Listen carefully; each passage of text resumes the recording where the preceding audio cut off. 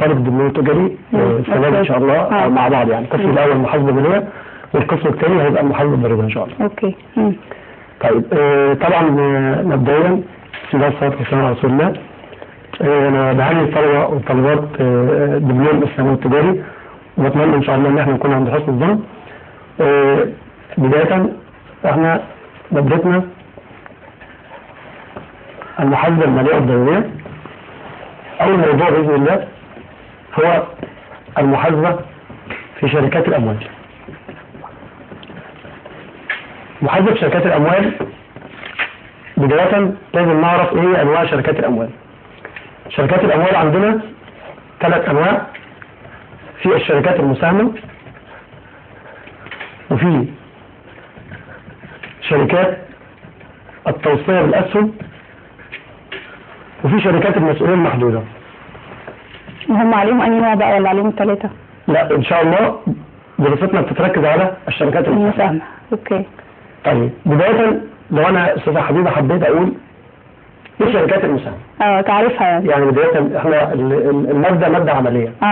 يعني ماده في تمارين وجداول وارقام، يعني مش ماده نظري ومش عرضه الاسئله ايه اللي هي الاسئله احنا الماده بتاعتنا عمليه. فمبدئيا بس احنا لازم عشان نعرف طبيعه اي ماده كاول حلقه من حلقات الماده لازم نتعرف احنا هنتعامل مع ايه بالظبط، او ايه الماده العلميه اللي احنا شركات المساهمه دي طبيعتها ايه. دي هتسهل لي ان شاء الله ان انا اكون ايه يعني على درايه بالجزء العملي كويس. اوكي. طيب لو انا قلت شركات المساهمه تعرفها في إيجاز هي شركه رأس مالها عباره عن اسهم. وبإيجاز شديد انا عايز اوضح ان المفروض في مجموعه من رجال الاعمال، في مجموعه من المؤسسين بنسميهم المؤسسين عايزين يستثمروا اموالهم او عايزين يكونوا شركه مساهمه. فالمفروض ان انا المحور الاولاني عندي هو مين؟ المؤسسين هم رجال الاعمال الايه؟ اللي هم فكره او يبداوا معاهم اموال، يبداوا ينشئوا فكره ايه؟ الشركه، فنبدا نعمل شركه. طب بيستثمروها ازاي بقى؟ تمام. المؤسسين دول عندهم فكره. نبدا نقول احنا النشاط بتاعنا هيبقى ليه راس مال مرخص بيه. يعني راس المال ده 3 انواع. هنبدا ناخد موافقه على انشاء الشركه دي، وهنا هينشأ ب3 انواع من رؤوس الاموال. هو ايه بقى؟ راس المال المرخص بيه ده حضرتك اللي هو المفروض اللي بيبقى ده الاسهم بتنظر في حدوده. يعني في حدود الاسهم ديت انا بقول ان ده اخر حاجه عندي ان انا اصدر ايه راس المال بالعدد ده يعني الكم المسموح، يعني الكم المسموح بيه. يبقى راس المال مرخص بيه اللي هو المفروض في حدود تصدر الاسهم. طيب راس المال المصدر انا مش عايز اشتغل مثلا ب 10 مليون جنيه، ده راس المال مرخص بيه. انا ترخص لي ب 10 مليون، انا مش هقدر اشتغل ب 10 مليون. هشتغل ب 8 مليون بس. يعني لو راس المال مرخص ب 10 مليون هبدا اشتغل بكام؟ انا قررت اشتغل يعني هو هيبتدي ب 10 بس انا هشتغل ب 8، يعني في 2 وقعوا. يبقى كده ايه؟ مش 2 وقعوا. انا هشتغل ب 8، مش هبقى قادر على ان انا اشتغل ب 10. قررت اشتغل بكام؟ ب 8. ب 8. يبقى ده اسمه راس المال ايه؟ المصدر، او اللي انا فعلا هيحصل فيه اكتتال في الاسهم. طب ده 8 اللي انا هشتغل بيه، ال 10 بقى اسمهم ايه؟ راس مال مرخص بيه. اوكي. ده يبقى معروف في عقد الشركه، انت مترخص لك ب 10 مليون. انت هتشتغل بكام؟ 8. ده قرار منك. طيب يعني انا اللي بقرر؟ يعني على سبيل المثال على سبيل المثال يعني مثال مبسط لاعزائي الطلبه. بقول لو انا واخد مثلا تصريح بانشاء مثلا برج، فانا المفروض ان الحي بيطلع لي مثلا رخصه. الرخصه دي قال لي البرج ده 12 دور. مثلا هل حضرتك انت تقدري تبني 13؟ لا، والا مسموح لغايه 12. يعني انت الايه المسموح لحد 12، لكن حد يقدر يقول لك ما تبنيش 10؟ لا انا مسموح لي 8. يعني اقل يسمح لي، لكن اكتر لا. في المرخص بس تبقى في حاله قدام تاني ان انا ممكن لو حاجه الشركه طلبت ان انا ازود راس المال، لكن انا اخري في بدايه الشركه اننا 12 بس المتفق عليه. ده المتفق عليه. المجبر او المكتتب فيه بنسمي العمليه دي عمليه اكتتاب، لان الفلوس دي المؤسسين بيحطوها في البنك. وبنبه على ابناء الطلبه ان التعامل النقدي في شركات المساهمه هيبقى عن طريق بنك خاص بالايه؟ بالشركه. يبقى في بنك احنا بنتعامل ماديا او بنحط الايه؟ كل تعاملاتنا الفلوس ايداع في البنك، لازم يكون خاص بالشركه. تمام؟ تمام. طيب في بقى المسمى الثالث اللي هو راس المال المدفوع. دي هتظهر لي كحاله من الحالات العمليه ان دلوقتي لو انا قلت 8 مليون، طب المؤسسين اللي هم اصحاب الشركه الاساسيه ما معهمش 8 مليون. هيقسطوا؟ او مش قادرين، لا غير التقسيط، مش قادرين على ان هم ايه؟ يدفعوهم 8 مليون. هم معاهم ايه؟ 6 مليون. كويس؟ طيب لما نيجي نقول ال 8 مليون دول هيبقى في مطلوب انا عايز 2 مليون تاني عشان اكتمل النصاب بتاعي اللي انا ايه؟ قررت اكمل المبلغ واشتغل بيه. تمام؟ تمام. فابدا اعمل حاجه اسمها اكتساب عام للجمهور. ده بمعنى ايه بقى؟ بمعنى ان انا اقول للجمهور والله في ناس عايزين يبقوا مساهمين من بره، او الجمهور العام من بره، احنا مجموعه من رجال الاعمال 20 30 رجل اعمال مثلا، خلاص احنا عايزين مساهمين جدد وفقا لان احنا طرحنا اسهم الشركه لاكتساب الايه؟ العام للجمهور. يبدا من الجمهور يجوا يكتتبوا، يعني يحطوا فلوس في البنك اللي احنا مخصصينه. يعني هيزودوا عدد الناس اللي بتدفع. يعني انا عايز 2 مليون بس من طرف غير المؤسس صاحب الشركه الاساسيه. فهنجيب ناس من بره مساهمين من بره اللي هم المكتتبين في يكملوا المبلغ. المكتتبين فين؟ في الاسهم. ماشي. طيب لو قدر انا دلوقتي حاليا بقول القصه دي لما اجي اصدر الاسهم انا كده حضرتك ظهر عندي كام طرفين؟ في مؤسس عايز الطلبه تفرق ما بين مؤسس وهو مجموعه رجال الاعمال اصحاب الفكره. ما هو المؤسس اللي هو صاحب الشركه. تمام، اللي هو صاحب الفكره بتاعت ايه؟ الشركه. ورجال الاعمال اللي هم المستثمرين. لا، هم المؤسسين هم رجال الاعمال المستثمرين، لكن اللي بره الجمهور اللي بره يجوز يبقى حضرتك وحضرتك ايا كان، مش لازم يكون مستثمر او رجل راس مال. طيب ماشي. تمام. طيب لما نيجي بقى نصدر الاسهم دي حضرتك بنعمل ايه بقى؟ اصدار الاسهم بعمل حاجتين او في حاجتين. اول حاجه اصدار الاسهم يا اما يحصل السداد دفعه واحده كاش، يعني قيمه السهم المحدده هتدفع ايه؟ مره واحده. يا اما يكون السداد بالقسط على اقساط. ودي حضرتك ليها معالجه محاسبيه ودي ليها معالجه محاسبيه. ومبدئيا حضرتك هنفرق بين حاجتين، يعني عندنا مقارنه هنا. تمام، يعني انا دلوقتي يا اما هسدد دفعه واحده قيمه السهم المحدده في العقد اللي هي مثلا 100 جنيه. حضرتك عايزه تكتتبي في 100 سهم يبقى 100 في 100 حضرتك كده يبقى انت ايه؟ هتدفعي ال 10000 جنيه اللي هي قيمه الايه؟ الاسهم بتاعتك مره واحده. يبقى ده السداد ايه؟ مره واحده، دفعه واحده. كويس؟ يا اما احنا هنقول بدل ال 100 جنيه حضرتك دي هنقسطها على 50 30 20. طب ايه 50 وايه 30 وايه 20؟ يسمى هذا قسط اكتتاب. يسمى قسط ايه؟ اكتتاب. برضه بمعنى ايه؟ يعني الارقام دي ايه؟ الارقام انا السهم ب 100 جنيه لو دفعتيه مره واحده خلاص لا مشاكل. يبقى احنا كده في معالجات محاسبيه، وهناخد دلوقتي تمرين على المعالجه المحاسبيه للجزئيه دي. طيب لو السداد على اقساط فانا بقول لحضرتك انت اول ما بتيجي بتكتتبي بتروحي كجمهور مكتتبين بتدفعي في البنك اول حاجه على كل سهم 50 جنيه، ما تدفعيش المبلغ كله مره واحده في اول مره. يعني طب ثانيه واحده، ال 50 دي ثابته؟ لا طبعا. اوكي، يعني هو حسب المبلغ. لا في رقم ثابت يعني؟ لا مش رقم ثابت، هو جزء من المبلغ. تمام؟ تمام. بس طبعا يعني عشان ما ندخلش الطلبه في حاجه مثلا تاني، هو المفروض ان هذا المبلغ المفروض لا يقل، برضه دي نقطه مهمه يعني لمعرفه الطالب عشان يبقى ايه ان شاء الله يكون فاهم كويس. لا يقل عن مبلغ معين، لا يقل عن ربع القيمه الاسميه. ما هو انا بتكلم في كده عشان كده بسال. هي ليها حد معين؟ لا هو حضرتك انا مش ليه، انا بقول لحضرتك هو لو السهم 100 جنيه مثلا يبقى انت حضرتك اول معلومه ان المفروض الايه الاقساط دي تجمع ال 100 جنيه. يعني ما ينفعش اقول 50 30 مثلا 25. لازم ولكن هذا القسط ايا كان، ولكن قانون الشركات بيقول ان احنا ما ينفعش قسط الاكتتاب يقل عن ربع القيمه الاسميه للسهم. يعني لو السهم ده ب 100 جنيه ما ينفعش اقول الاكتتاب بتاعه يكون كام 20 مثلا. انا كده قلنا عن الربع.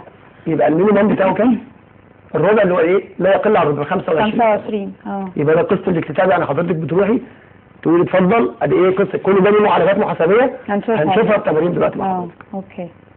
طيب يبقى قسط الاكتتاب بكام؟ 50 ب 50 مثلا يعني. مثلا. بعد كده القسط الثاني هتيجي بعد كده نسميه قسط ايه؟ تخصيص. يعني ايه تخصيص؟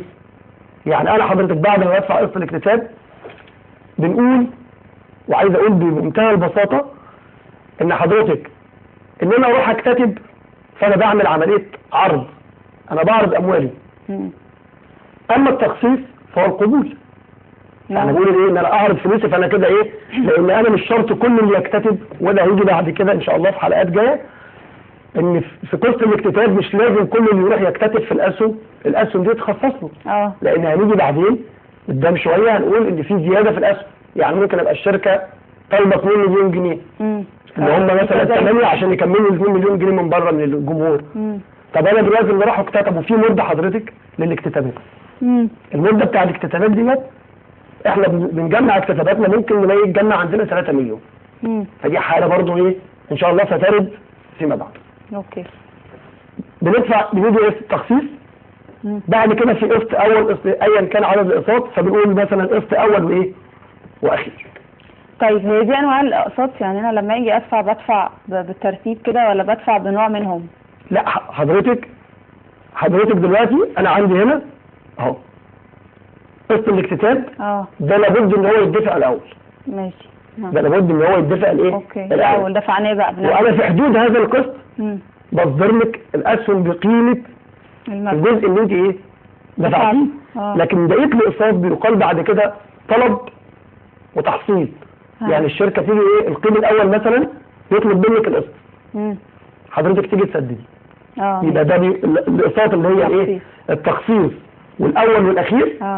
دول طلب وبعدين ايه تحصيل. يعني ما ينفعش يعني انا دلوقتي ماشي في الشارع كده اقول انا ايه لازم ادفع قسط الاكتتاب، فبقول للناس دي انا مساهم او مكتتب معاكم، ففي الاول هدفع. لكن بعد كده اوريدي انا بقيت مكتتب، فبالتالي هم بيجوا ايه يطلبوا منك القسط فتيجي تدفعي. خلاص انت بقيتي مكتتبه او مساهمه في هذه الشركه. اوكي. يبقى معايا حضرتك؟ تمام كده. طيب نشوف بقى المعالجه المحاسبيه. المعالجه المحاسبيه هنبدا مع بعض.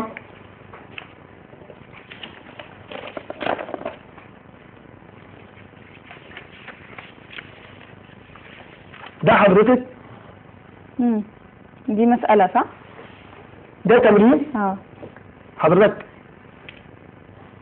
تمرين على المعالجة المحاسبية على أي نوع بقى؟ تمام على النوع الأول اللي هو السداد. اللي هو أنا دلوقتي عشان حضرتك ما نروحش زي دلوقتي أنا عندي مؤسسين وعندي إيه جمهور اللي هم المكتتبين أو المساهمين صح؟ تمام ماشي. وبعض الكتابات بتقول على المؤسسين والمكتتبين بنسميهم الاثنين مساهمين. اوكي كويس؟ كويس. طيب حضرتك دلوقتي انا عندي الشركه اول معالجه محاسبيه او اول تمرين هناخده مع بعض ان الاكتتاب او ثمن السهم هيدفع دفعه واحده او مره واحده. ومين اللي هيدفع الثمن؟ المؤسسين. اللي هيدفع ايه او اللي هيكتتب يكون قائم على مين؟ على المؤسسين. تمام. طيب وقبل حضرتك ما نشرح التمرين يعني اخد بس دقيقتين من وقت حضرتك. اتفضل. المطلوب في التمارين بتاع الشركات المساهمه هيطلب حاجه، ورجائي من الطلبه تركز معايا. هيطلب حاجه بمعنى ايه؟ المطلوب في التمرين حاجه اسمها قيود اليوميه. ماشي يا استاذه حبيبه؟ دي مفتاح المساله يعني؟ لا ده الطلب بتاع التمرين قيود الايه؟ برجع الطالب لسنه اولى او للطلبه اللي مش فاهمه يعني ايه قيود يوميه او ازاي. انا عايز الاول لان طبعا اول حلقه وبنبه اعزائي الطلبه ان الاساس او الجزء الاولاني مترتب على كل كل اللي جاي مترتب عليه. يعني التمارين اللي جايه كلها في الحلقات لحد ما شركات المساهمه تخلص مترتبة على بعضها. فالطلبه تركز معايا. فانا حضرتك دلوقتي بنقول يعني ايه للطالب اللي مش عارف القيود اليوميه. احنا بنقول وركز معايا في طرف اللي هو الطرف المدين والطرف الايه الدائم. والقيود اليوميه هو عباره عن ترجمه للعمليات اللي بتحصل. يعني الكلام اللي قدامك ده حضرتك لما نقوله فحضرتك هتفهميه، لان ده كلام اي حد غير دارس للمحاسبه هيفهم الكلام ده اكيد لما نقرا التمرين ده. لكن انا عايز احط الكلام ده في صوره لا يتعرف عليها الا المحاسبون او ان هم دارسين لمين؟ المحاسبه. فدلوقتي الصوره دي اسمها قيد يوميه، والقيد بالشكل اللي قدامنا ده حساب طرف مدين وحساب للطرف الايه؟ الدائم. كويس كده؟ طيب انا عايز بس ارجع اعزائي الطلبه ان انا في حاجه اسمها الاصول تساوي الخصوم زائد حقوق الملكيه. دي المعادله المحاسبيه اللي قائمه عليها المحاسبه. ده انا في عجاله كده عشان لما اجي اقول للطالب، انا ما بحبش الطالب اللي اقول له انا ممكن اقول له اتفضل احفظ القيد ده، ما ينفعش كلمه احفظ القيد ده. لازم الطالب زي ما انا بقول الكلام ده يكون هو بيقوله وعنده الاسباب اللي بيقول الكلام ده دي، يكون فاهم الكلام ده. كلمه حفظ دي ممنوعه. فعشان كده بقول لحضرتك عشان نفهم القيود اليوميه بتتعمل ازاي ان شاء الله بنقول ان الاصول بتساوي الخصوم زائد حقوق الملكيه. دي معادله محاسبيه اللي هي بتقوم عليها المحاسبه. فبنقول ان الاصول هي في كلمه واحده الممتلكات. يعني كلمه الاصول يعني ايه يا استاذ بمعنى الممتلكات اسيتس. انت بتمتلكي ايه؟ يبقى كل ممتلكاتنا في الشركه دي اصول. الخصوم هي الالتزامات، يعني الحاجه اللي هي الايه؟ اللي عليا اللي عليكي. حقوق الملكيه هي ايه؟ راس المال. يبقى حقوق الملكيه هو ايه؟ رأس المال. يبقى كلمه راس المال ده حق ملكيه. انا عشان امتلك المكان ده لابد ان يكون ايه؟ في راس المال. او لو قلت لحضرتك دلوقتي المعادله دي كده حضرتك معاكي 100 جنيه. فال 100 جنيه بالنسبه لك ايه؟ هي مجموعه من الاصول. دي الاصول. اوكي. ال 100 جنيه دي مالهاش غير حلين. مفيش ثالث. يا اما في جزء عليكي ده خصوم انت مستلفاه دائنون، يعني مديونه دي لحد هسددها، يا اما هو ملكيتك او حاجه بتاعتك. اوكي. يبقى كده ايه؟ دي المعادله المحاسبيه. فالاصول يعني ايه؟ الممتلكات. الممتلكات. تمام؟ طيب دلوقتي يا جماعه انا مش هقول غير حاجه واحده بالنسبه للاصول. اي شيء يزيد بالنسبه للاصول يبقى يجي في الجانب المدين. يزيد بمعنى ايه؟ بمعنى هو انا معايا مبلغ بمعنى ده كده اصول. طيب انا اقول لحضرتك كده حضرتك اشتريتي بضاعه ب 5000 جنيه نقدا. ماشي. اشتريت البضاعه ب 5000 جنيه ايه؟ نقدا. طب حضرتك دلوقتي في حاجه زادت عندك في مكانك كده وانت قاعده؟ لا زي ما هم. لا انا بقول لك انت اشتريتي طلعتي 5000 جنيه من جيبك او من خزنتك واشتريتي بضاعه. في حاجه البضاعه ده عندك دلوقتي، ايه اللي زاد عندك؟ البضاعه. تمام. يبقى المفروض انا في الحاله دي هقول حساب البضاعه في الجانب المدين. يبقى ده اللي هو ايه؟ الجانب اللي فوق ده حساب ايه؟ البضاعه، يبقى ده جانب مدين. ايه اللي نقص عندك؟ الفلوس. برافو. يبقى نقول ايه؟ حساب النقديه. يبقى انا بضاعتي زادت ونقديتي ايه؟ نقصت. الكلام ده على الاصول فقط. وعشان ما ادخلش الطالب بقى ونخرج بره درسنا، انا مش عايز منك وانا بحل التمرين ان اجي اقول لك بصي الحاجه دي من الاصول وزادت، ايه رايك؟ هتقولي لي على طول حطها في الجانب المدين. يبقى الطالب هيفهم معايا القيد في اسهل ما يمكن. اوكي. طيب معايا حضرتك؟ طيب يبقى كده قبل ما نحل التمرين احنا عندنا بنقول القيد اليوميه اللي هو القيود اللي هتطلب ترجمه القصه دي. فبنقول حساب مدين وحساب ايه؟ دائم. واوعى حد ينسى ويكتب من وايه؟ والى.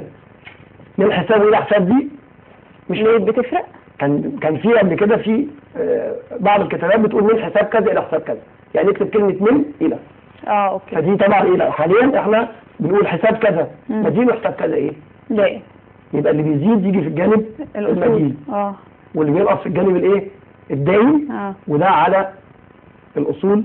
وعشان ما نطولش على الطلبه هنخش مع بعض في اول تمرين وهو سداد المؤسسين دفعه واحده والمؤسسين لا يدفعوا.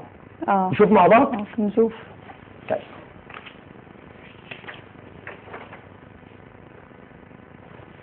دلوقتي امشي معايا خطوه خطوه كده. بنقول او التمرين بيقول في اول يناير 2009 اتفق مجموعه من رجال الاعمال على تكوين شركه مساهمه. اسمهم ايه يا استاذ حبيبي رجال الاعمال دول؟ اللي هم اتفقوا على انهم يعملوا شركه. مؤسسين. تمام. براس مال يعني هنا دلوقتي عندنا مساهمين ساهموا. انا لسه بقول في مجموعه من رجال الاعمال اتفقوا على تكوين شركه مساهمه براس مال مليون جنيه. حضرتك اول حاجه تاني مركز معايا كده، انا هطلع ايه المعطيات اللي انا عايزها. يبقى راس مال الشركه المتفق عليه كام؟ مليون جنيه. ده مليون جنيه. ده المبلغ مقسم الى اسهم عاديه. في سؤال انا حاسس انك عايزه تساليه سؤال. بمعنى ايه اسهم عاديه؟ تمام كده؟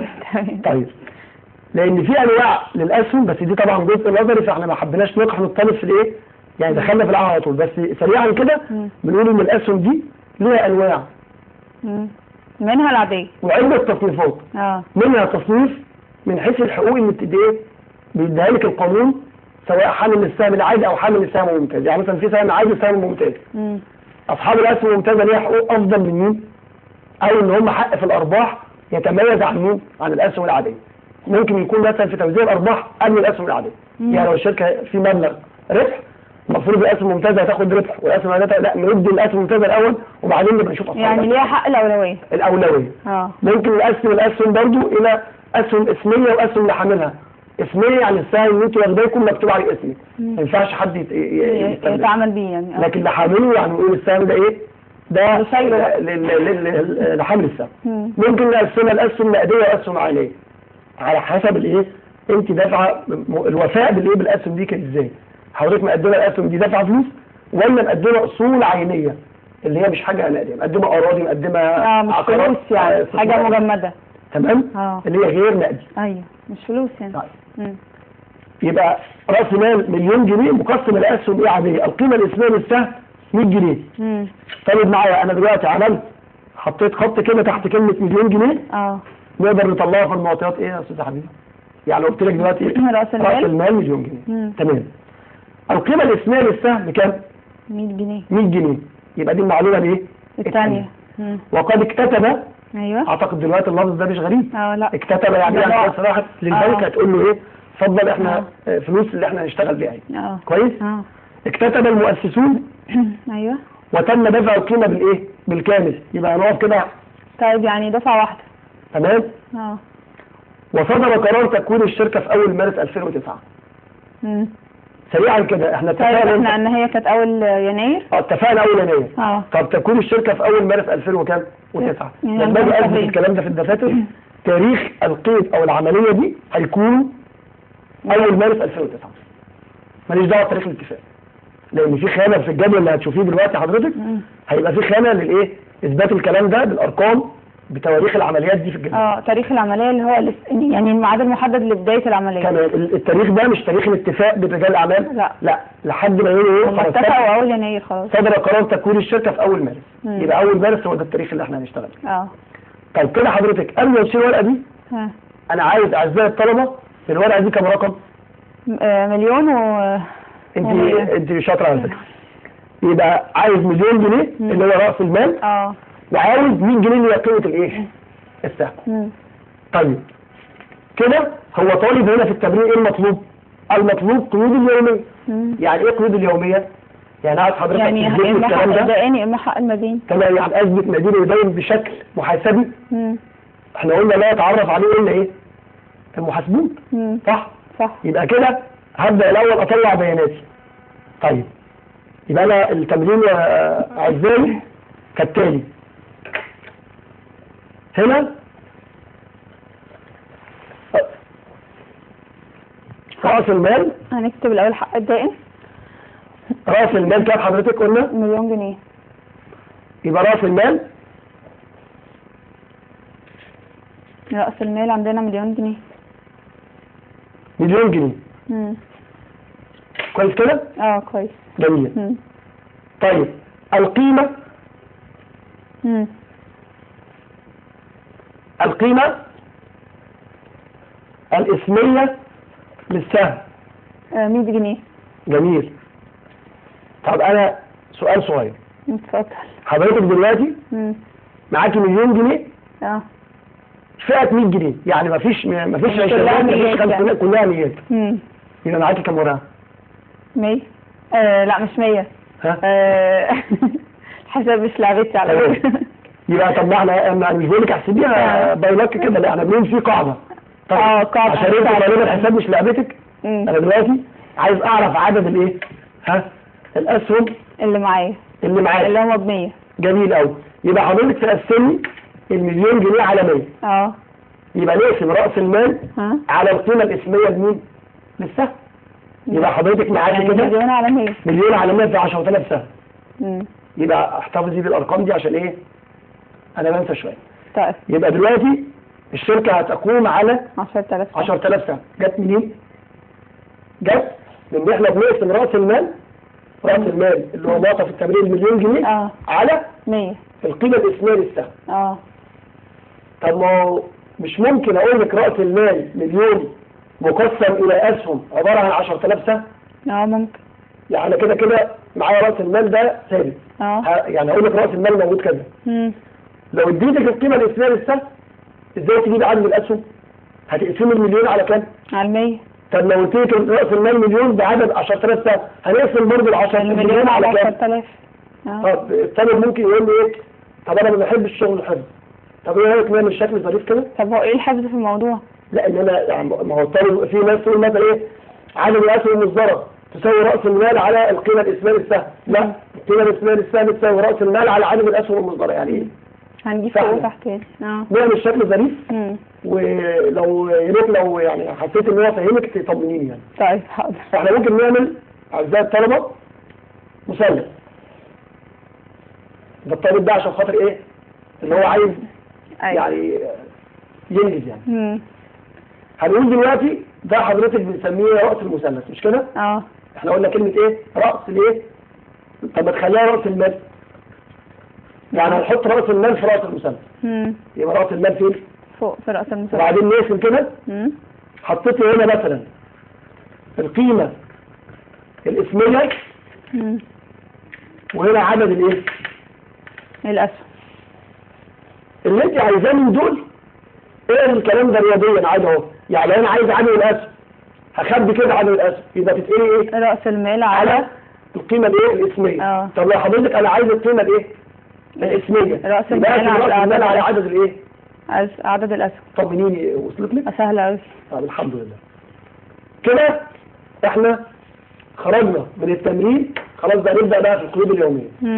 يبقى انا كده عرفت ان عدد ان هو رأس المال كام قلنا؟ مليون جنيه. تمام. عدد الاسهم المصدرة كام حضرتك؟ 100. 10,000 سهم. 10,000 بعد ما السهم طبعا احنا جبناها كام؟ اللي كانت مليون جبنا عدد الاسهم اللي هم دول. طيب اعزائي الطلبة شكل الحل ده جدول اهو. يعني الحل لازم دايما يبقى في جدول. تمام.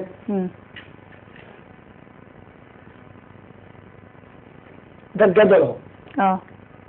انا دلوقتي بقول ان المؤسسين اللي هم اصحاب الشركة اصحاب الفكرة دفعوا المبلغ بتاعهم في البنك وهم اللي اكتتبوا وخدوا المبلغ كله. يعني مفيش جمهور، ومعنى مفيش جمهور يعني مفيش اكتتاب ايه؟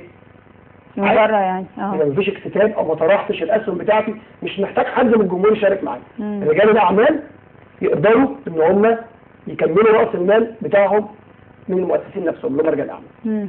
طيب دلوقتي حصل حاجتين. المفروض المؤسسين هيعرضوا مين؟ الفلوس. يعني يروحوا يدفعوها فين؟ في الشركة. فين؟ احنا قلنا في الاول اي تعاون مع في الفلوس بيبقى مع مين؟ مع البنك شاطر الخاص بالشركة. يبقى كده احنا هنقول ايه؟ التعامل مع البنك الخاص بالشركه. يبقى في المقام الاول المؤسسين معاهم مجموعه من الاموال هياخدوها تفضل هتقدم للبنك. ماشي. مين اللي زاد؟ البنك. يبقى حساب البنك عشان ايه؟ احنا اتفقنا وقلنا اللي بيزيد بيجي في الطرف الايه؟ المدين. يبقى حساب البنك فين؟ في الطرف المدين. وقلنا الطرف المدين اللي هو الطرف اللي فوق، الطرف الثاني اللي هو اللي تحت. اللي تحت. يبقى انت اللي قلت اهو. مين اللي دفع؟ المؤسسين. دفعوا مين؟ البنك. يبقى البنك كده زاد، يبقى بقول حساب البنك زاد. دفعوا كام مليون جنيه؟ يبقى اجي في الخانه دي. الخانه دي خلي بالك مش دي. ايوه. مش اختيارات، لا هي دي. ايوه لازم اول. يبقى احط هنا كده مليون جنيه. طيب يا ترى كده مين اللي دفع الفلوس دي؟ المؤسسين. برافو عليك. يبقى ايه حساب اللي هو يبقى حساب المؤسسين داير. يبقى حساب البنك في الجانب المدين لان هو اللي اخذ الفلوس وزاد. حساب المؤسسين او لما اجي اقرا القيد ده محاسبيا افهم اقول ايه؟ البنك دخل مليون جنيه تخص مين؟ المؤسسين. خلي بالك انت لحد دلوقتي مفيش اسهم ليكي اثبات ان انت ليكي اسهم، فعشان كده عملوا حاجه اسمها شرح القيد. الشرح ده بيقول ايه اللي حصل في الكلام ده. لو جبنا اي حد من بره بنقول له من حساب البنك حساب المؤسسه قرا الشكل ده، لو مش محاسب او محاسب مش هيفهم ان في مؤسسين دفعوا فلوس في البنك. في البنك. نيجي على شرح القيد هنا يقول ايه بقى؟ اكتتاب. واتفقنا يا استاذ حبيبي على ايه؟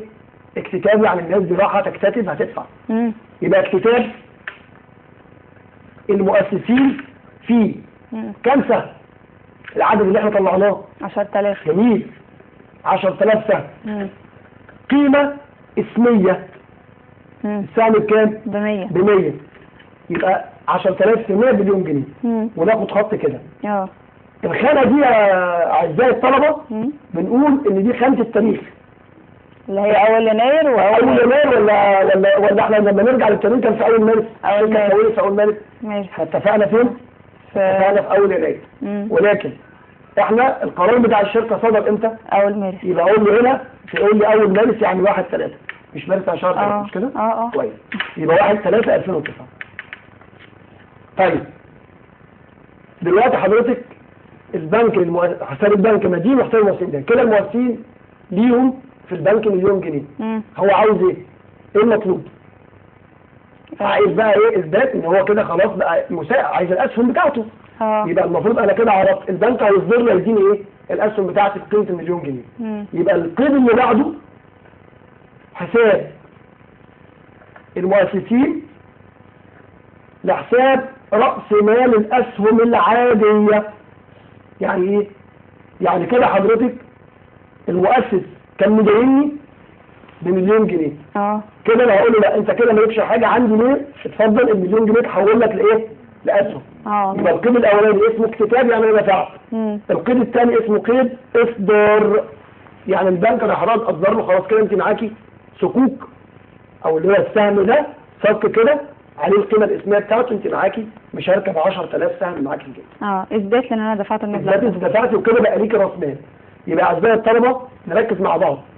عند اكتتاب المؤسسين فانا عندي الحاله او القيدين بتوعي بقول حساب البنك المدين وحساب المؤسسين ده الكلام ده امتى؟ لما المؤسسين يروحوا يدفعوا الفلوس فين؟ في البنك. القيد الثاني بقول حساب المؤسسين مدين وحساب راس مال الاسهم العاديه في الجانب الايه؟ الداين. بقول ده عباره عن قيد اكتتاب. الثاني قيد ايه؟ اصدار 10,000 سهم. السهم بكام؟ ب 100 جنيه. وبرضه التاريخ يا استاذه حبيبه في 1 مارس. كده التمرين خلص؟ بس خلاص. انا حاسس ان انت فهمتي. انا فهمت الموضوع سهل. بجد؟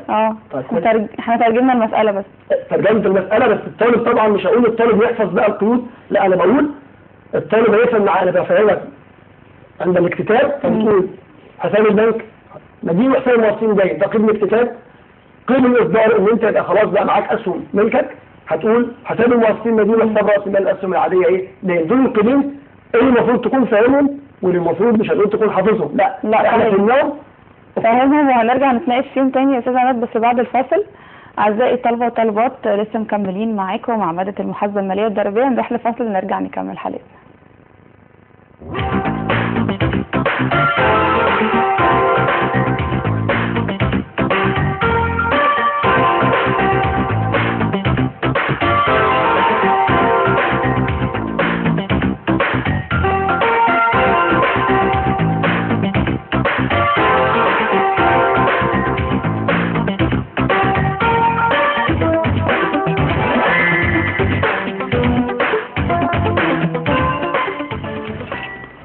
أعزائي طلبة وطالبات الصف الثالث الثانوي التجاري، رجعنا لكم تاني مع مادة المحاسبة المالية والضريبية، ولسه معانا أستاذ عماد صدقي مدرس المادة بوزارة التربية والتعليم، ولسه مكملين حلقتنا. هناخد تمرين تاني يا أستاذ عماد ولا إيه؟ نعم. ناخد تمرين يا ريت. انت فهمت الأولانية؟ فهمت. طيب دلوقتي احنا اتفقنا ان المؤسسين خدنا تمرين على اكتتاب مين؟ المؤسسين. طيب بداية كده قبل ما نبدأ التمرين التاني، تخيلوا بقى لو اللي رايح ده يدفع في البنك ده الجمهور، مش المؤسسين مش يعني. المؤسسين، يعني احنا بقى هنقول ده ايه؟ هنطرح الكلام ده من اكتتاب الايه؟ العام. معنى اكتتاب عام يعني ناس من بره. يعني ناس من بره هي اللي ايه؟ او الجمهور انا وانت وغيرنا. كويس كده؟ طيب انا عايزك انت بقى اللي تقولي لي القيود اليوميه. بس المره دي انت اتحولتي من مؤسس لجمهور او رجال اعمال اصحاب الفكره واصحاب الشركه الاصليين الى مكتتب بقى جمهور يعني. طب ايه الفرق اللي هيبقى موجود؟ احنا قلنا عندنا كام قيد المره اللي فاتت؟ قيدين. الدائم البنك نديم وقيد المؤسسين ده لما يدفعوا. ولما يصدر لهم الاسهم يبقى المؤسسين من المؤسسين نديم ورأس المال ايه؟ دائم. مفيش اي حاجه غير اننا في التمرين الثاني هشيل كلمه المؤسسين واحط مكانها اسامي المكتتبين في الاسهم بس. يبقى انا القيدين اهو عشان ايه نحل على اسرع. هيبقى عند اكتتاب الجمهور لما الجمهور يروح يدفع هيدفع برضه فين حضرتك؟ في البنك. طب انت ليه حطيت البنك هنا؟ ليه ان حساب البنك نديم؟ عشان البنك ايه؟ زاد. صح كده؟ عشان هو اللي هيزيد. يبقى حساب البنك نديم بدل ما يكون مؤسسين، احنا بنتعامل دلوقتي مع مين؟ مع الجمهور. يبقى له حساب مين؟ المكتتبون في الايه؟ المكتتبون فين؟ في الاسهم. كويس كده؟ يبقى دول مين؟ اللي هم يبقى انا بس مجرد ما شلت كلمه مؤسس وحطيت كلمه ايه؟ مكتتبون. ماشي. دول كده هم عرضوا ولا اصدرنا احنا كده بيعرضوا فلوس او دفعوا؟ مستني ايه حضرتك؟ الاسهم. يبقى المكتتبون اللي انا ختمت بيهم هبدا بيهم في القيد الثاني واقول المكتتبون في الاسهم ورأس مال الاسهم العادية. يبقى انا يا استاذه حبيبه ما عملتش غير حاجه واحده. اللي انا عملته ان انا شلت المؤسسين وحطيت مكانها مين؟ المكتتبون في الاسهم بس. نشوف تمرين ونحل معايا. ماشي. تمام. طيب يعني مفيش اي فرق برضه، الموضوع سهل الحمد لله. ان شاء الله الماده كلها تكون سهله وان شاء الله الطلبه تستوعب باذن الله. في اول مايو 2009 تأسست شركه مساهمه برأس مال دلوقتي برأس مال كام بقى؟ في اول مايو 2009 تأسست شركه مساهمه برأس مال كام؟ مليون جنيه. ايه رايك؟ اول رقم عندنا 1 مليون جنيه رأس المال. اول فكره او حاجه احط خط عند مين؟ المليون جنيه. مقسم الاسهم ايه؟ عاديه. مش هتسالي طبعا. لا مش هسال خلاص بقى. تمام. القيمه الاسميه للسهم كام؟ 10 جنيه. يبقى انا معايا ايه؟ 10 جنيه. يبقى الطالب انا اهم حاجه عندي اطلع المواصفات بتاعتي مظبوطه، ولابد الطالب يكون مركز في شكل الحل. يعني في طالب بتحل كتير مظبوط وصح، لكن في طالب ورقته مميزه. طيب انا اطلع الايه؟ الداتا بتاعتي او البيانات بتاعتي قدامي بحيث يبقى حتى تريح الايه؟ اللي بيصحح. يبقى راس المال مليون جنيه مقسم الاسهم عاديه. القيمه الاسميه للسهم كام؟ 10 جنيه. وقد اكتتب المؤسسون في 60,000 سهم. يعني هنا دخلنا مؤسسين تاني. يبقى خلي بالك مع دلوقتي باقي المؤسسين واخدين جزء اهو. برافو عليك. وتم طرح باقي الاسهم لمين؟ للاكتتاب الايه؟ العالي. يبقى انا عندي رقم تاني اهو هنعمل هنا كده اللي هو 6000 وتم الاكتتاب فيها وسددت القيمه مره واحده. دورات التمرين يا استاذ حبيبي. راس المال مليون جنيه. السهم بكام؟ 10 جنيه. المؤسسون اكتتبوا في كام سهم من الشركه؟ في 60,000 وما قدروش يكملوا. فهيبقى ايه؟ هنبدا نعمل اكتتاب عام. يعني انا دلوقتي عشان قبل ما نطلع بياناتنا عشان نحل على طول. يبقى هنا حضرتك اهو اعزائي الطلبه انا معايا راس المال مليون جنيه ومعايا القيمه الاسميه للسهم موجوده 10 جنيه ومعايا المؤسسون اكتتبوا في كام؟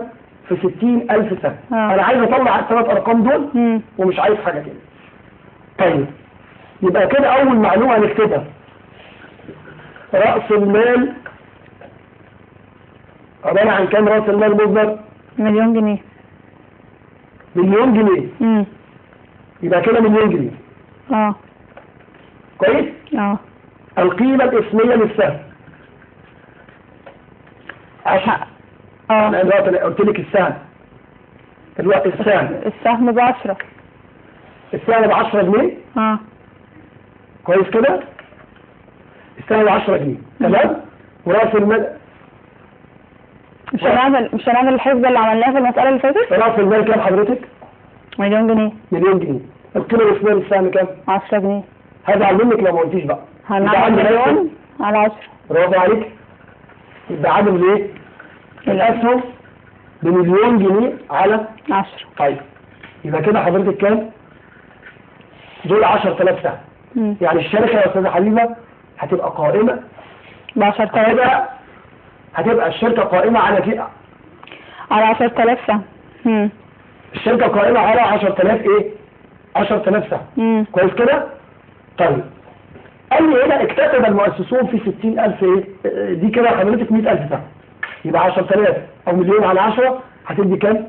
100000 سهم. 100000 سهم. كويس؟ طيب ال 100000 سهم دول قال لي المؤسسون اكتسبوا 60. تستنتجي ايه؟ الجمهور ياخد كام؟ يعني انا بقول لك الشركه هتقوم على مليون. المليون سهم ده 100000 سهم. ال 100000 سهم كويس؟ ايوه المؤسسون هياخدوا منه 60. يبقى حضرتك دلوقتي الجمهور ياخد كام؟ 40. يبقى الباقي من ال 100000 دول يخص الجمهور. وعايزك حضرتك تحتفظي بايه؟ بالرقمين دول. ال 40 و 60. المؤسسين ليهم كام سهم؟ 60000 سهم. كويس كده؟ والجمهور ليهم كام سهم؟ 40. والسهم قيمته الاسميه كام؟ ب 100. لا ب 10. كويس كده؟ تعالي نعمل قيود يوميتنا واوعى تنسى الرقمين دول. انا بقول المؤسسين ليهم 60000 سهم والجمهور ليهم 40000 سهم. معايا حضرتك؟ طيب نعمل قيود يوميتنا؟ نعم. الاثنين مع بعض. لانه قال لي تعمل الدولة القيمة مرة. يعني اعمل قيود للمؤسسين واعمل قيود لمين؟ الجمهور. معايا كده؟ يبقى كده معايا الاربع قيود مع بعض اهو. وهتفكريني يا استاذة حبيبة انا حضرتك يبقى انا كده عايز 4 قيود. القيد الاول بيقول ايه؟ طب قبل ما نفكر الاول ناخد تليفون من منى. الو.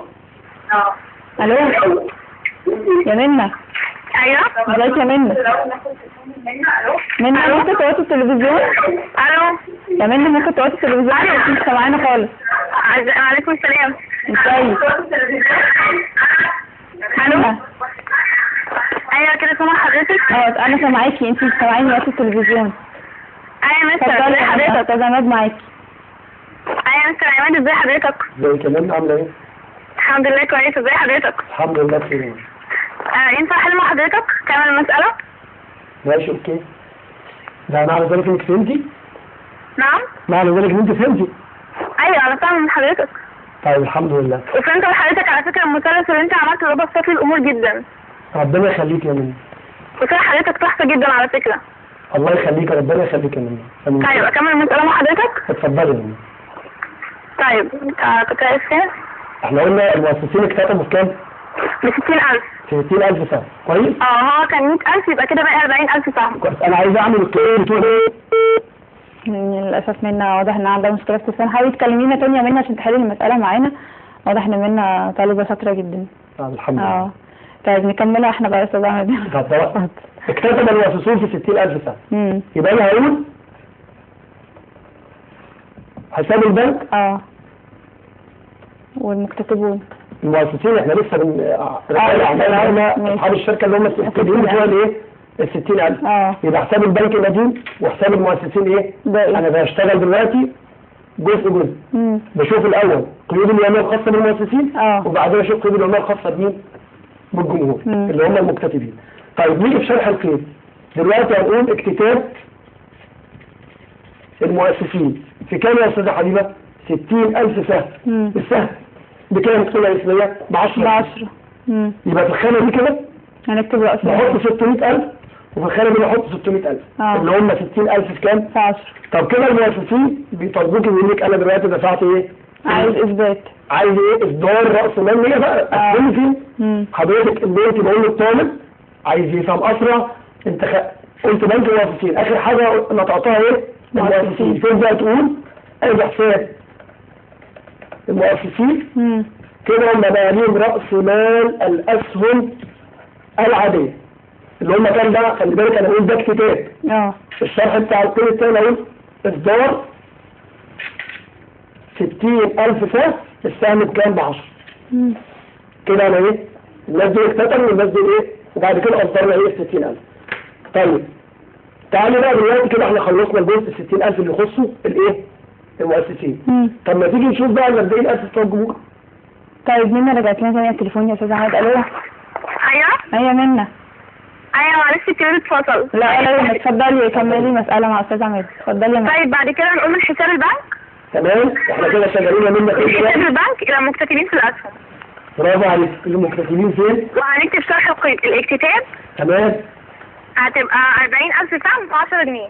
40,000 سهم بكام؟ 10. اسمين السهم اللي هي ال 10 جنيه. في 400 وما تديش في هنا 600 وهنا 600.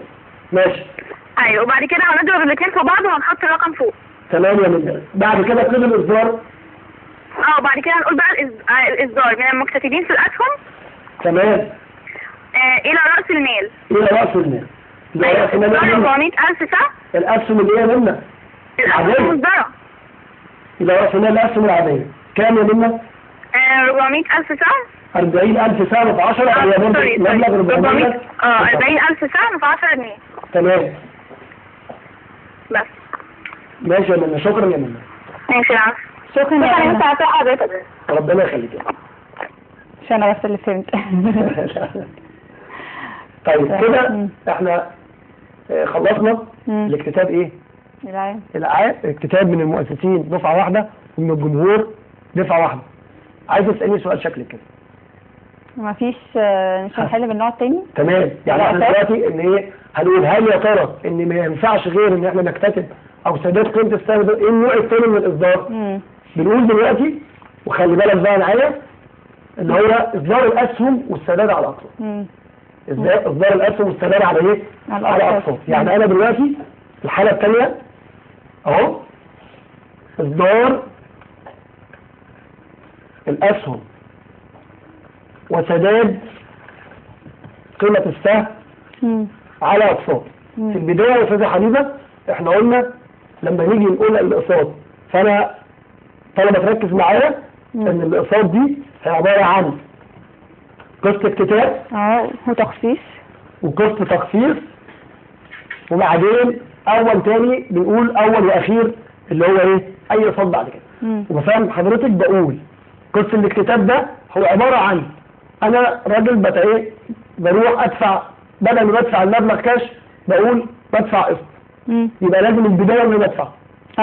البداية ان انا اروح للناس، مش واحد ماشي في الشارع يروح يقول للشركة ايه اطلب مني قسط التخصيص، لا قسط الاكتتاب. يعني انت كده لازم تدفعي. لازم ادفع جزء من اشترك الاول او ارضي ان انا راجل عايز ابقى مساهم معاه. بعد كده انت اوريدي دفعت قسط الاكتتاب، هيجي بعد كده يحصل ايه؟ قسط التخصيص وبعد كده قسط اول واخير. عايز اقول ان قسط الاكتتاب ده بنسدده، وكل واحد من الاقساط دي بالنسبه للطلبه بنقول قيدين. يعني قسط الاكتتاب في قسط اكتتاب، قسط الاكتتاب ده ايه؟ قيدين. وقسط التخصيص ده قيدين. وقسط اول واخير قيدين. من اول قسط التخصيص والاقساط التاليه كلها بنقول ان ده عباره عن طلب وايه؟ وسداد او تحصيل. يعني البنك يطلب منك القسط تروحي تحصلي، ما هو بيطلب من واحد اوريدي هو مساهم معاه بعد ما هو ايه؟ بدأ الاول هنا ايه؟ يسدد. يعني لازم يحصل انك تسدد الاول. كويس؟ وبعد كده الاقساط اللي بقى تطلب وتتحصل. عايز كده بسرعه نقول كده مع بعض القيود بتاعت كل قسط من دول. طب حضرتك رحت دفعتي بس ببيانات التمرين اهو، نفترض مثلا 10,000 سهم اللي فاتوا. انا برجعك للمثال الايه؟ الاولاني. كام سهم؟ 10,000. المره دي مش هدفع مره واحده، المره دي 100 جنيه اللي هي قيمه السهم. احنا قلنا نقسطها 50 اكتتاب و30 تخصيص و20 اول وايه واخير. تاني. يبقى انا مطلوب مني كام قيد يا استاذه حبيبه؟ 3. 6 قيود. لان الافتتان ليه قيدين، التخصيص ليه قيدين، والاول والاخير ليه ايه؟ 2. طيب معايا كده يا حلوين سريعا كده. استاذه حبيبه لما دفعنا المبلغ مره واحده كنت بقول حساب البنك مدين، كنت بكتب الجانب الدائم مين؟ يا اما مؤسس يا اما مكتتب.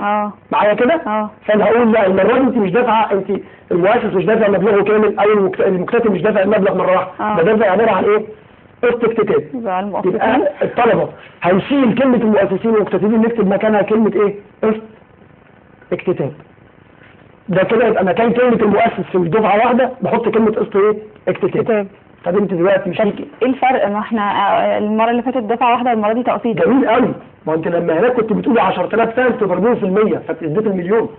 لكن هي حضرتك انت دافعه كام؟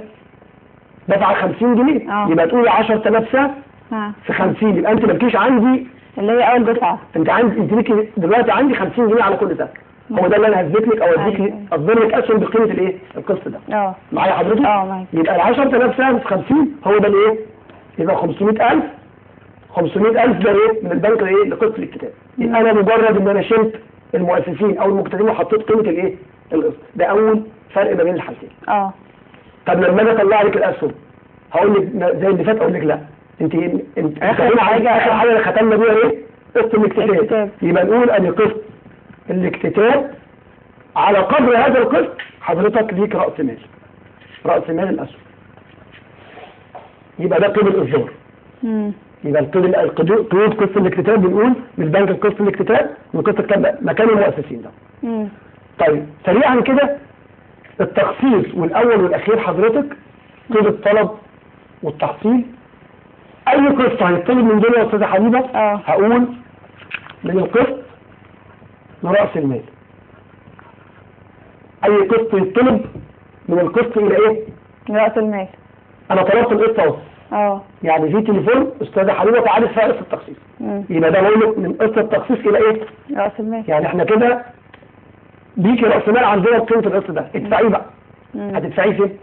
في البنك. يبقى من حساب البنك اللي زاد الى قسط التخصيص. لان قسط التخصيص كده ايه؟ خلاص اتشال من عليا. انا بقى اخر قسط. طب لما اجي اقول قسط اول اقول من قسط اول لراس المال من البنك القسط اول. ايوه نفس القسط. معايا حضرتك؟ بقيمه عدد الاسهم اللي هم 10000 بس مره في 30 ومره في ايه؟ في 20. تمام. معايا كده حضرتك؟ لا تمام. يعني الست قيود ماشي كده؟ بنك قسط اكتتاب قسط اكتتاب راس مال. يبقى دول مكان المؤسسين والمكتتبين. اي اقساط بعد كده بقول للطالب يركز معايا اي قسط يطلب يبقى حضرتك بتقول من القسط الى راس المال. اي قسط يتسدد من البنك للقسط بالعدد الاسهم 10000 في 30 يبقى دول القيمين بتوع قسط التخصيص. هنشيل كلمه قسط تخصيص وحط مكانها كلمه اول واخير بس. معايا حضرتك؟ مع حضرتك. يعني ده الفرق بس الوحيد اللي بين الدفعه واحده وبين بس انا عايز الطالب لازم القيود دي يكون فاهمها كويس لان دي اللي هيدينا عليها جميع الحلقات اللي جايه في شركات المساهمه في الدرس ده. بقول تاني قسط الاكتتاب القيدين بتوعه هتقول حساب البنك حساب قسط اكتتاب. حساب قسط اكتتاب حساب راس المال دول اللي هم القيود الاكتتابي عليه. بقيه الاقساط عند طلب اي قسط بقول من قسط التخصيص الى راس المال. هات من القسط الاول من القسط الاول الى راس المال. القسط يتسدد يبقى من البنك. طب ايه الكلمات المهمه قوي يا استاذ عماد اللي ممكن نلاقيها في اي مساله؟ يعني لازم الطالب ياخد باله منها قوي. الكلمات المهمه قوي اللي هي بتبقى مفتاح اي مساله. المحاور بتاعتي كلها احدد راس المال بتاعي. ايوه راس المال اللي هو الشركه تاسست بيه. واحدد قيمه السهم واحدد عدد الاسهم. واشوف نصيب الايه المؤسسين كام ونصيب الايه المساهمين كام وابدا اشتغل. يبقى لازم راس المال والقيمه الاسميه للسهم ومنها عدد الايه الاسهم وتبدا بعد كده وفقا لمعطيات التمويل. معايا حضرتك؟ مع حضرتك. ملاحظه اخيره. اتفضل. خلي بالك لو انا في التمرين بفرض في التمرين اللي فات ده انا قلت لك عندك مليون جنيه معلش تركز معايا. ماشي كده؟ القيمه الاسميه للسهم القيمه الاسميه للسهم قلنا 100 جنيه. او مليون كاتبينها مليون. لا ده راس المال مليون. قيمه السهم كام؟ 100 جنيه. قال لك اكتتب المؤسسون في 70% من الاسهم. وطرحت باقي الاسهم من الكتاب العام.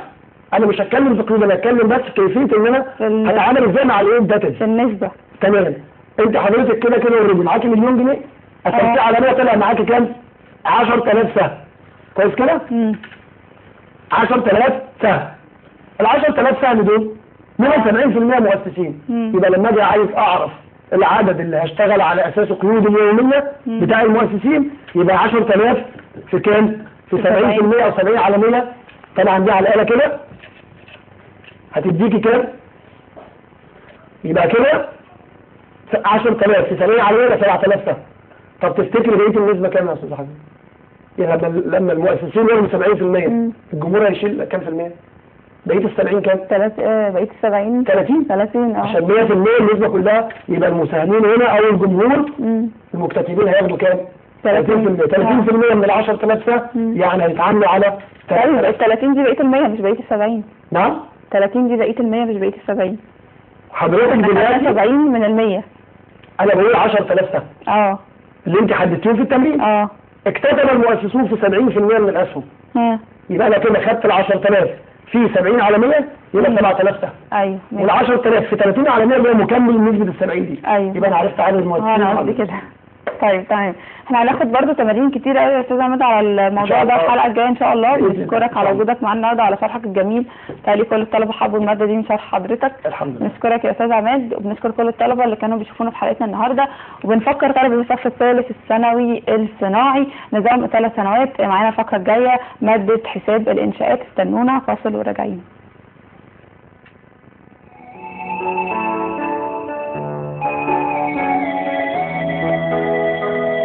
مدرستنا يا مدرستنا يا منورة والنور في بيتنا، علمتينا وفهمتينا لما بقينا حاسين بقيمتنا. المدرسة علينا بتنادي عني اللي شايفها في نص بلادي، بتنمينا مع بعضينا، بتنمي فينا معلوماتنا، على الهوا دروس يومية للابتدائية والثانوية، على الهوا دروس يومية للابتدائية والثانوية. فرحتينا بتعلينا وبتاخدي دايما بايدين ولادنا. مدرسة عالهوا مدرسة عالهوا مدرسة عالهوا مدرسة عالهوا.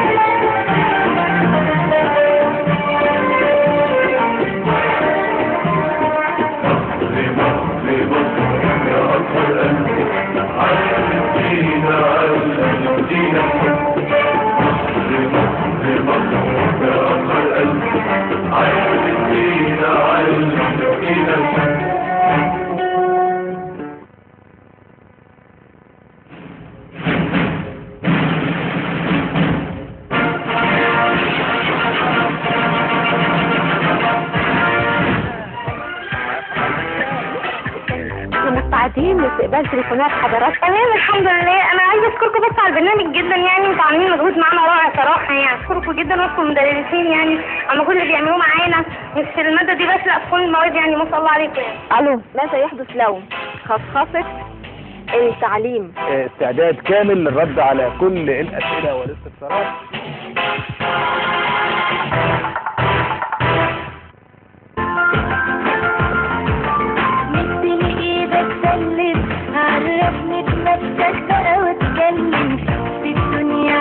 ما تعلم نفتكرك فيها. في ناس نقابلها تعدي وفي ناس بتزور السما وتعدي وتلاقي اللي واخداه تحدي ده الأول فيها.